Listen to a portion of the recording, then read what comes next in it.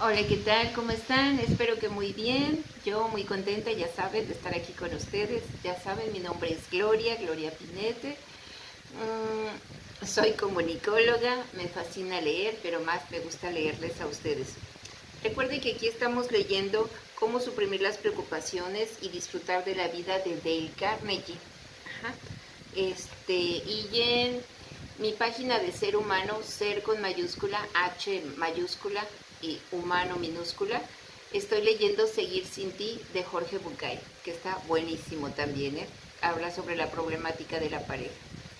Y en Facebook estoy como Alik Bonels.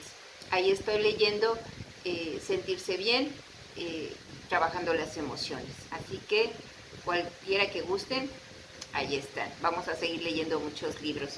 De hecho, fíjense que me han estado pidiendo que lea algún autor como Julio Verne, y que creen que es uno de mis favoritos. Así que voy a hacer también una grabación con la historia de Julio Verne.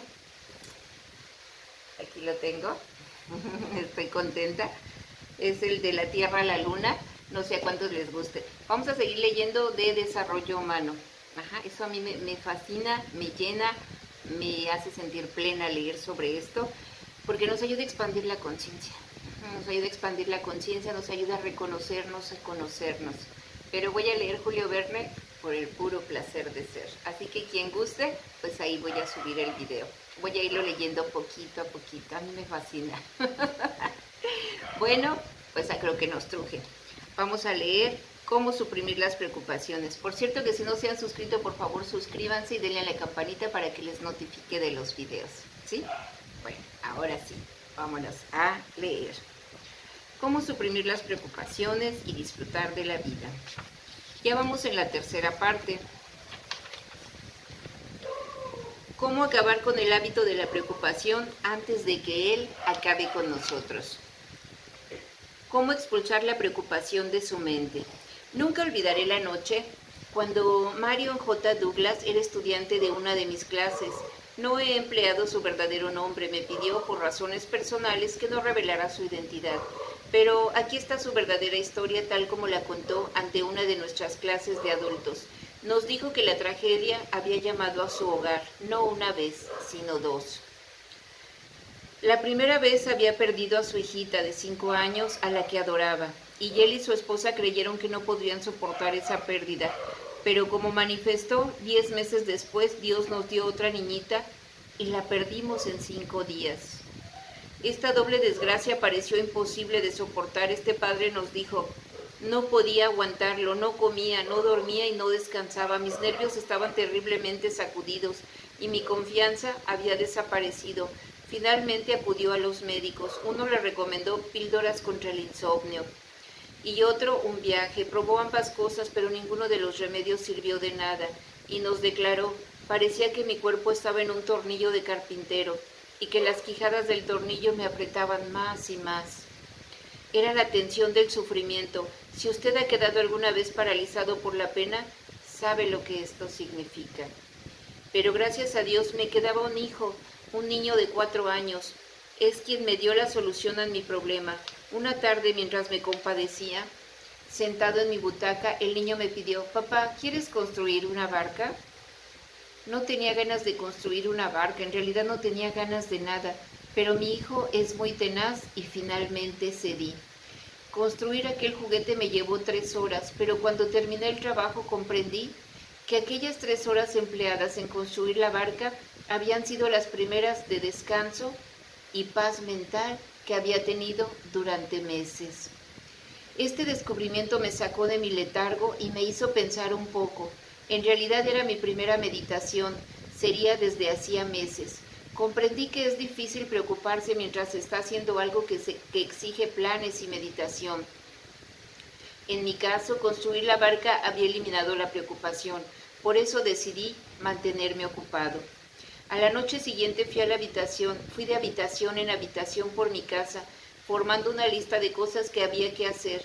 Había infinidad de objetos que necesitaban reparación, estantes de libros, escalones, persianas, manijas, cerraduras, canillas, y aunque parezca asombroso, hice en 2 semanas una lista de 242 objetos que necesitaban mi atención. Durante los 2 últimos años he realizado la mayoría de estas tareas. Además, he llenado mi vida de actividades estimulantes. Cada semana dedico 2 noches a las clases de adultos en Nueva York. Me dedico a actividades cívicas en mi localidad y soy presidente de la Junta Escolar. Asisto a docenas de reuniones ayudando a recoger dinero para la Cruz Roja y otras actividades.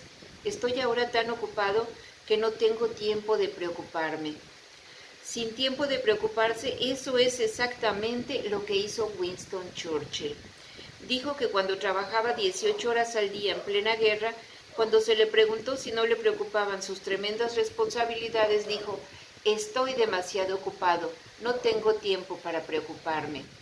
Charles Kettering se hallaba en el mismo estado de ánimo cuando se dedicó a inventar un arranque automático para automóviles. Hasta su retiro, el señor Kettering era vicepresidente de la General Motors, a cargo de la mundialmente famosa sociedad de investigación de la empresa. Pero en aquellos días su pobreza era tanta que tenía que utilizar el depósito de heno de una granja como laboratorio. Para comprar sus alimentos tuvo que utilizar $1,500 que su mujer había ganado dando lecciones de piano. Después tuvo que tomar un préstamo $500 con la garantía de su seguro de vida. Pregunté a su esposa si no estaba preocupada en aquella época, y ella me contestó: sí, yo estaba preocupada y no podía dormir, pero el señor Kettering no lo estaba. Estaba demasiado absorbido por su trabajo para preocuparse. El gran hombre de ciencia Pasteur habló de la paz en que se encuentra en las bibliotecas y en los laboratorios. ¿Por qué se encuentra paz en esos lugares? Porque los hombres de la biblioteca y los laboratorios están por lo general demasiado absorbidos por sus tareas para preocuparse. Los investigadores rara vez padecen desequilibrios nerviosos, no pueden permitirse esos lujos. ¿Por qué una cosa tan sencilla como ocuparse elimina la ansiedad? A causa de una ley, una de las leyes más fundamentales que ha revelado la psicología. Y esta ley dice que es completamente imposible para cualquier espíritu humano, por muy brillante que sea, pensar en más de una cosa al mismo tiempo. ¿Usted no lo cree? Muy bien, entonces hagamos un experimento. Supongamos que usted se echa hacia atrás, cierra los ojos e intente en un mismo instante pensar en la Estatua de la Libertad y en lo que ha de hacer en la mañana por la mañana. Vamos, inténtelo. Habrá comprobado, ¿verdad?, que puede concentrarse en sus pensamientos sucesivamente, pero nunca simultáneamente. Bien, lo mismo sucede en el campo de las emociones. No es posible que nos mostremos a la vez entusiasmados con algo interesante que estamos haciendo y abrumados por la preocupación. Una de las emociones expulsa a la otra. ¿Qué tal? Y fue este simple descubrimiento lo que permitió a los psiquiatras del ejército realizar milagros durante la guerra. Cuando los hombres salían de la batalla tan sacudidos por la prueba que merecían el nombre de psiconeuróticos, los médicos militares prescribían como remedio: manténgalos ocupados. Cada minuto de estos hombres con los nervios quebrantados era un minuto lleno de actividad. Era una actividad generalmente al aire libre, como la pesca, la caza, jugar a la pelota, sacar fotografías, trabajar en el jardín y bailar. No se les daba tiempo para que rumiaran acerca de sus terribles experiencias. Terapéutica del trabajo es la expresión que emplea ahora la psiquiatría cuando el trabajo es prescrito como una medicina. No es cosa nueva. Los médicos griegos la propugnaban 500 años antes del nacimiento de Cristo. Los cuáqueros la utilizaban en Filadelfia en los tiempos de Benjamin Franklin. Un visitante de un sanatorio cuáquero quedó escandalizado en 1774 al ver que los enfermos mentales estaban dedicados a hilar el lino. Se dijo que aquellos desdichados estaban siendo explotados, pero los cuáqueros le explicaron que habían comprobado que los pacientes mejoraban cuando se les hacía trabajar un poco. El trabajo era un sedativo para los nervios. Cualquier psiquiatra nos dirá que el trabajo, el mantenerse ocupado, es uno de los mejores anestésicos para los nervios enfermos. Henry W. Longfellow averiguó por su propia cuenta cuando perdió a su joven esposa. Su esposa estaba fundiendo lacre con una vela y se le incendiaron las ropas. Longfellow oyó los gritos y acudió al rescate, pero la desgraciada murió a causa de las quemaduras. Durante algún tiempo Longfellow estuvo tan torturado por los recuerdos de lo ocurrido que casi enloqueció. Por fortuna para él, sus 3 hijos necesitaban atención. A pesar de su pena, Longfellow tuvo que ser para sus hijos un padre y una madre. Los llevaba de paseo, les contaba historias, jugaba con ellos e inmortalizó esa camaradería en su poema La hora de los niños. También tradujo al Dante y todas esas obligaciones lo mantuvieron tan ocupado que se olvidó de sí mismo por completo y reconquistó la paz del espíritu.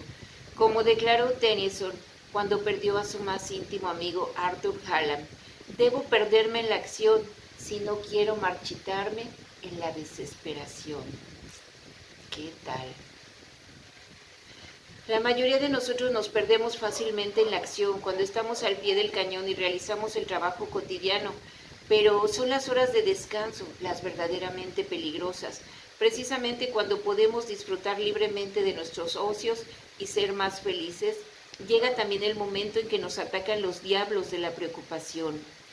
Es el momento en que nos preguntamos qué estamos haciendo, si estamos haciendo algo de fundamento en la vida, si no estamos dando vueltas a la noria, si el jefe quiso decir algo con la observación que nos hizo, si estamos perdiendo el atractivo sexual. Cuando no estamos ocupados, nuestros espíritus tienden a convertirse en un vacío. Todo estudiante de física sabe que la naturaleza aborrece el vacío. Lo más próximo a un vacío que usted y yo nos veremos probablemente jamás es el interior de una lámpara eléctrica de filamento. Rompa esa bombilla. La naturaleza le obligará al aire a llenar ese espacio teóricamente vacío.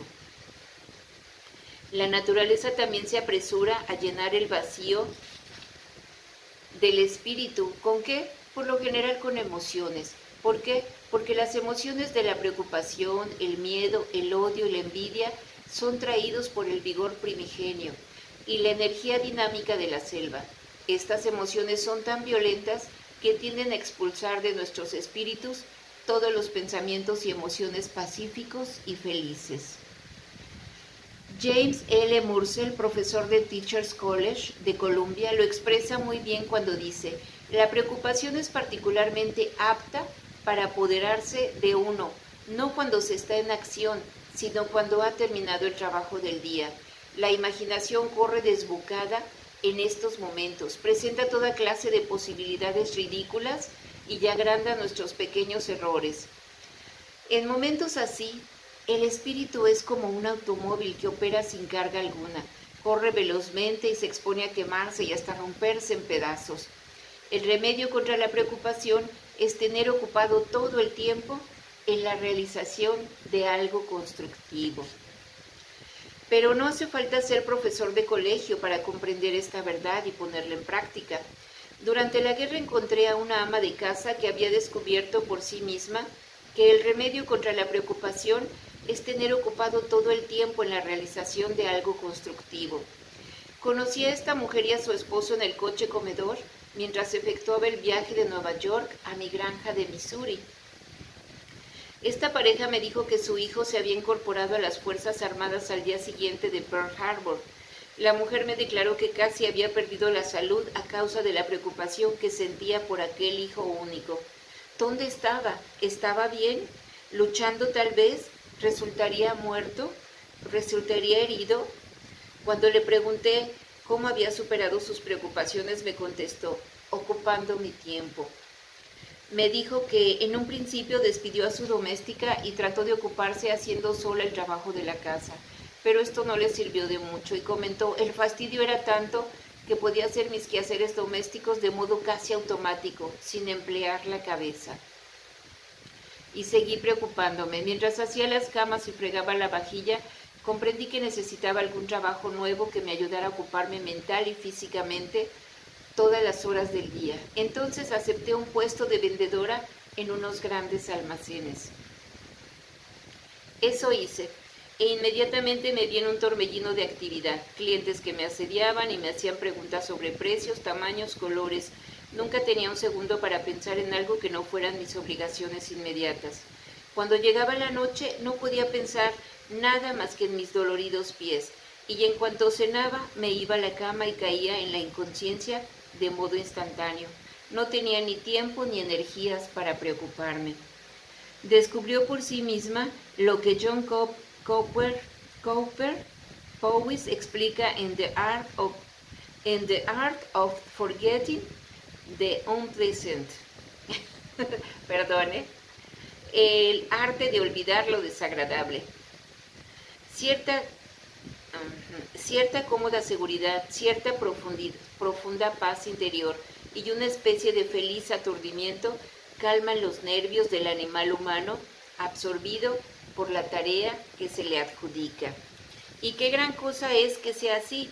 Osa Johnson, la más famosa exploradora del mundo, me dijo cómo encontró alivio a sus preocupaciones y penas.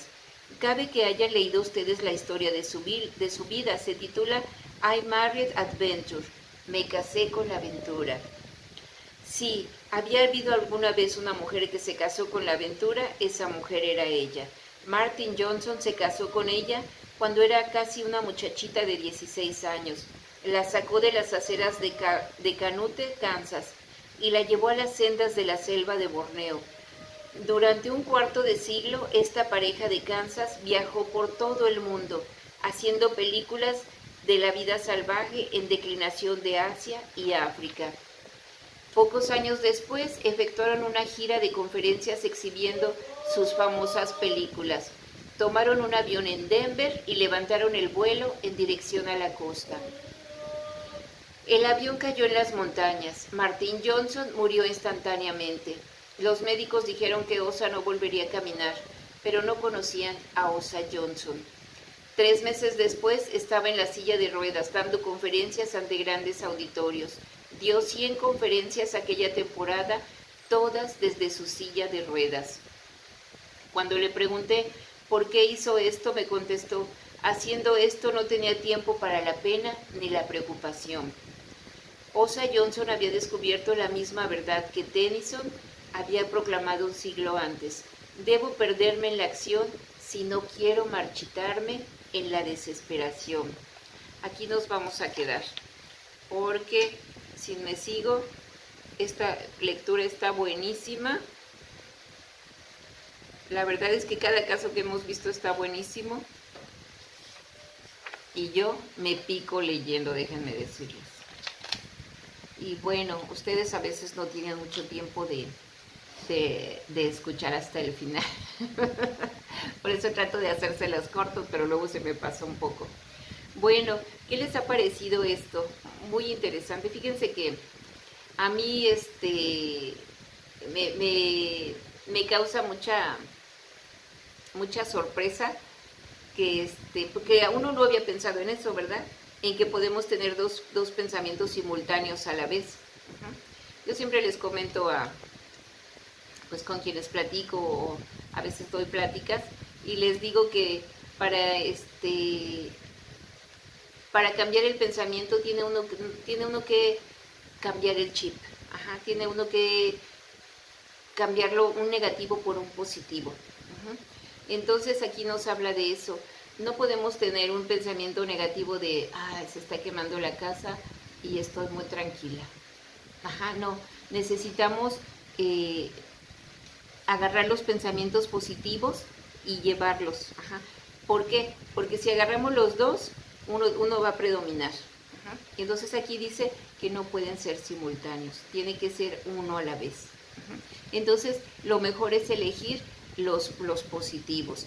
Y cuando nosotros ocupamos la mente, se nos olvidan las angustias, las preocupaciones, y eso es cierto. Fíjense que la mayoría de las veces es bueno vivir los duelos. Definitivamente hay que vivir nuestro duelo a nuestro tiempo y a nuestro ritmo. Eso es definitivo.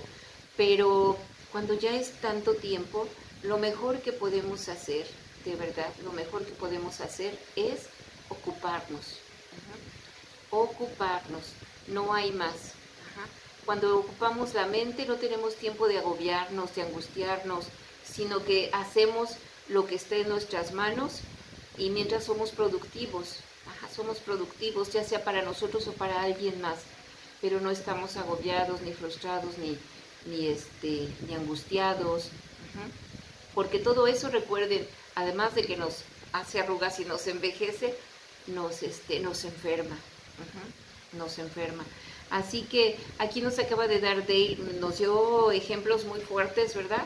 Como ese de la pareja que se le muere una niña de 2 años y luego la otra de 10 meses.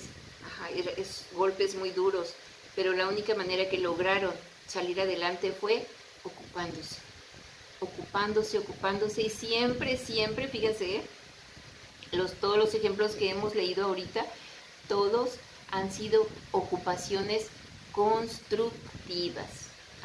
Nada de que ocupándose en hacer bolitas o palitos o cosas que termina uno haciendo automáticamente. Nada. Ocupándose en hacer cosas constructivas, ya sea para los demás o para uno mismo. Eso es lo que encuentro un lápiz y empiezo, ¿verdad? Eso es lo que nos está enseñando aquí Dale Carnegie, que la mejor manera de ocuparnos es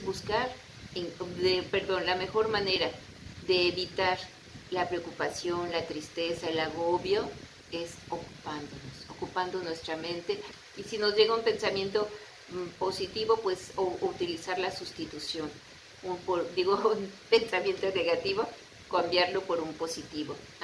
Y en la ley de la sustitución, lo que dicen aquí es, no se puede tener 2 pensamientos a la vez. Y yo creo que nadie, a menos que tengamos algún problema por aquí, que necesitemos alguna patología o algo raro, pero yo creo que la mayoría de las personas no queremos estar mal, queremos estar bien. Queremos estar bien, queremos sentirnos bien, queremos sentirnos contentos, queremos sentirnos suficientes, queremos sentirnos plenos.